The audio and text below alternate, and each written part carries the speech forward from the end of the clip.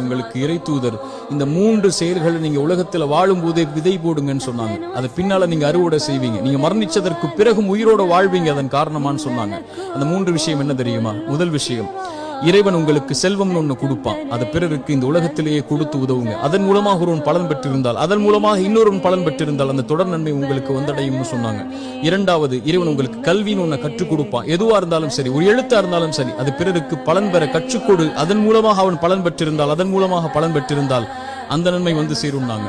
மூன்றாவது, இறைவன் உங்களுக்கு குழந்தை ஒன்று கொடுப்பான். கணவன் மனைவி நோக்கமே அதுதான். அந்த குழந்தையை நல்ல முறையில் வளர்த்தெடுத்து அந்த குழந்தை உங்களுக்காக பிரார்த்தனை செய்யும் அளவிற்கு நீங்கள் வளர்த்திருந்தால் அந்த குழந்தை செய்யக்கூடிய பிரார்த்தனைன்னு சொன்னாங்க. அப்படி நல்ல குழந்தைகளை இந்த பூமியில் இருந்து மரணிப்பதற்கு முன்னதாக வளர்த்தெடுப்பதும் சொன்னாங்க. இந்த 3 விஷயத்தை யார் இந்த பூமியில் மரணிப்பதற்கு முன்னதாகவே உலகத்தில் விதை போடுவாரோ அவர் மரணித்ததற்கு பிறகும் அதை அறுவடை செய்து கொண்டு இந்த உலகத்தில் உயிர் வாழ்ந்து கொண்டே இருப்பார்.